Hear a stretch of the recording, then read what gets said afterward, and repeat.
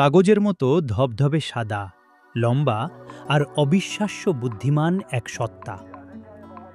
ভাবা যায় তারা সকলের চোখের আড়ালে আমাদের মাঝেই বসবাস করে আসছে। 2012 সালে চার্লস হোল নামে এয়ারফোর্সের এক ব্যক্তি প্রথম এই ভয়ঙ্কর প্রমাণটি সামনে আনেন। তার মতে এই টল হোয়াইট এলিয়েনরা শুধু আমাদের মধ্যে লুকিয়ে নেই, বরং আমাদের আজকের অ্যাডভান্সড প্রযুক্তির পেছনেও নাকি তাদেরই সরাসরি হাত রয়েছে। এখন প্রশ্ন হল, চার্লস হোল কি কোনো ভয়ঙ্কর সত্য ফাঁস করেছিলেন, নাকি পুরো ব্যাপারটাই একটা গভীর ষড়যন্ত্রের গল্প? অনেকেই আবার ভাবেন আমরা একা নই। আমাদের ধর্মগ্রন্থে যাদের জিন বলা হয়েছে, পশ্চিমারাই হয়তো তাদের এলিয়েন নাম দিয়েছে।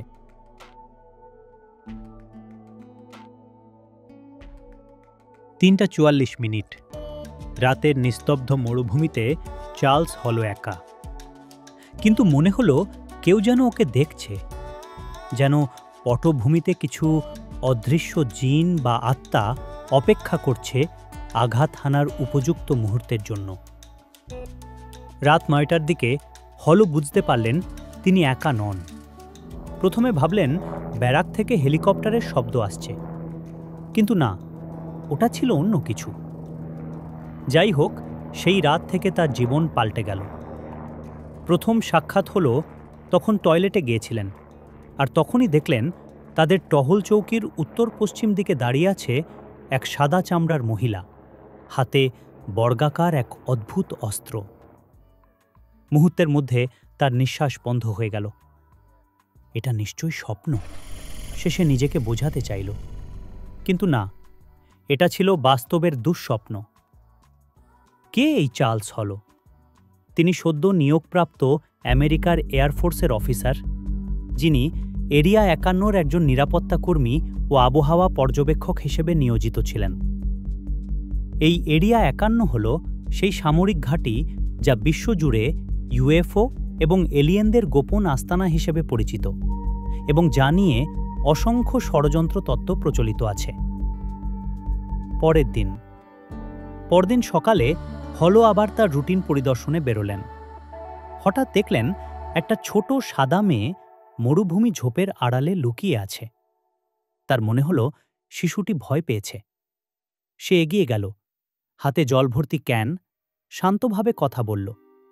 কিন্তু কাছে গিয়েই চমকে উঠল, ওটা মানুষ নয়। তার চামড়া ছিল খড়িমাটির মতো সাদা, চুল ছিল প্ল্যাটিনাম রঙের ছোট ছোট, আর চোখ অস্বাভাবিকভাবে বড়। এক মুহূর্তে হল ঘুরে দৌড় দিল তার বিশ্রামের চৌকির দিকে। এটাই ছিল এরিয়া 51-এ ঘটতে থাকা চার্লস হলের জন্য এক দীর্ঘ রহস্যের শুরু। ফিরে যাওয়ার পথে সে অনুভব করল কেউ যেন ওকে অনুসরণ করছে। হঠাৎ আলোর এক ঝলক তার চোখে পড়ল।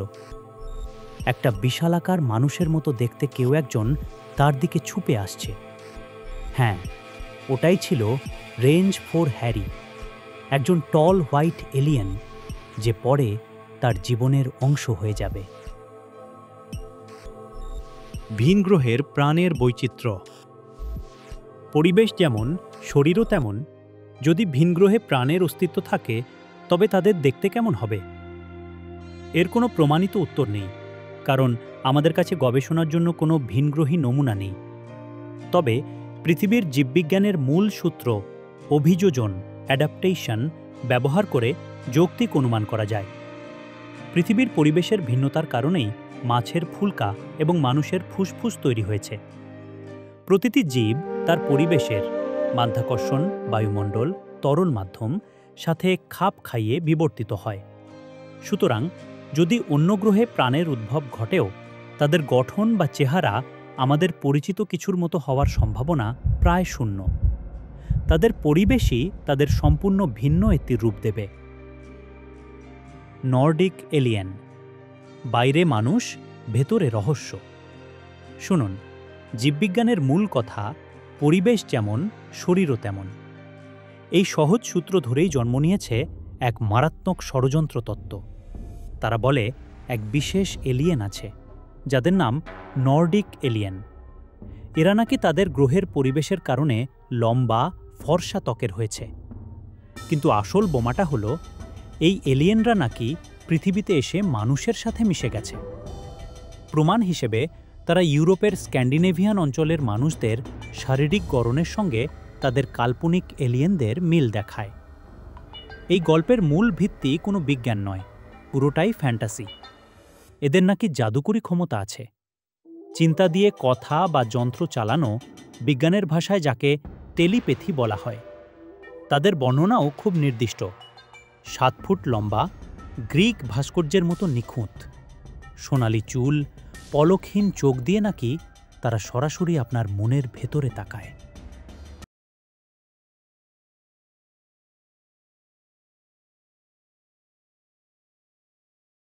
আসল ধাক্কাটা লাগে ভেতরে। বাইরে থেকে দেখতে অবিকল মানুষের মতো, হয়তো আমাদের চেয়েও বেশি নিখুঁত, কিন্তু আসল ধাক্কাটা লাগে যখন জানবেন ওদের ভেতরে কি আছে। আমাদের শরীরে বয় আয়রন ভিত্তিক লাল রক্ত, আর ওদের দাবি করা হয় ওদের রক্ত নাকি তামা ভিত্তিক, তাই রংটা লাল নয়, অন্য কিছু। কিন্তু আসল চমক ওদের হৃৎপিণ্ড। আমাদের হার্ট যেখানে থাকে ওদেরটা সেখানে নয়। গল্পটা বলে ওটা নাকি বসানো ঠিক আমাদের যকৃতের জায়গায়। আর সবচেয়ে ভয়ঙ্কর দাবি হলো ওদের হার্ট বিট। বিশ্রামের সময়ও ওদের হৃৎপিণ্ড নাকি মিনিটে ধকধক করে 242 বার, যেখানে সুস্থ মানুষের থাকে মাত্র 60 থেকে 100। ওদের রক্তচাপ অবিশ্বাস্য রকম কম, মাত্র 80/40। আমাদের ডাক্তারদের মতে এই রিডিং একজন মানুষের জন্য সাক্ষাৎ মৃত্যু। কিন্তু এই অপার্থিব অদ্ভুত শরীরের গল্প অনুযায়ী এটাই নাকি ওদের বেঁচে থাকার স্বাভাবিক ক্ষমতা। তারা আমাদের মতো পাঞ্জাবি বা সুইট পরে না, বরং তারা পরে থাকে উন্নত মানের ধাতব জাম্পস্যুট। গল্পটা এখানেই শেষ নয়। একদিন চার্লস হলের আবাসস্থলের বৈদ্যুতিক জেনারেটরটি বিগড়ে গেল। তিনি আপ্রাণ চেষ্টা করেও ব্যর্থ। আর ঠিক তখনই সেই টল হোয়াইট এগিয়ে এল, হলের হাতের ওপর হাত রাখল। কোনো গরম নেই, কোনো জ্বালা নেই, শুধু এক অদ্ভুত আলো। আর এক মুহূর্তে জেনারেটর চালু। কিন্তু আসল মোচড়টা অন্য জায়গায়। সেই এলিয়েন নাকি পরে হলকে জানিয়েছিল সেও হলকে দেখে ঠিক ততটাই ঘাবড়ে গিয়েছিল। যে সত্তা স্পর্শ দিয়ে জটিল যন্ত্র ঠিক করতে পারে, সে সামান্য মানুষকে ভয় পায়। এটা কি বিশ্বাসযোগ্য? নাকি এটা আমাদের বিশ্বাস অর্জনের কোনো নিখুঁত চাল? এই গল্পগুলো এভাবেই ছড়ায়। বলা হয় এই নর্ডিক এলিয়েনরা নাকি শিক্ষক। তাদের উপস্থিতিতে চারপাশের বাতাস নাকি হিম হয়ে যায়। কিন্তু যে দাবিটা আমাদের অস্তিত্বের গোড়ায় নাড়া দেয় তা হলো আমাদের জিনের ডিএনএ সাথে ওদের নাকি এক ভয়ঙ্কর মিল রয়েছে। আর সেই মিলের সূত্র ধরেই তত্ত্বটি দাবি করে ওদের সাথে মানুষের বংশবিস্তার সম্ভব।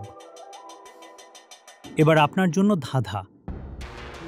যদি ধরে নিই এই গল্প সত্যি, যদি ওরা 1000 বছর ধরে আমাদের মধ্যেই মিশে গিয়ে থাকে এবং আমাদের ডিএনএর সাথে ওদের ডিএনএ প্রায় একই হয়, তবে আপনি কি করে নিশ্চিত হবেন যে আপনার পূর্বপুরুষের কেউ ওপার থেকে আসেনি? এখন শোনো, এটা শুধু কোনো ইউএফও কাহিনী নয়। এটা এমন এক গল্প যা সরকার, বিজ্ঞান আর বিশ্বাস সব কিছু দ্বারা প্রমাণিত। এমন সুন্দর সুন্দর বিজ্ঞানভিত্তিক কল্পকাহিনী শুনতে আপনাদের চ্যানেলটি লাইক, শেয়ার, কমেন্ট করে পাশেই থাকুন।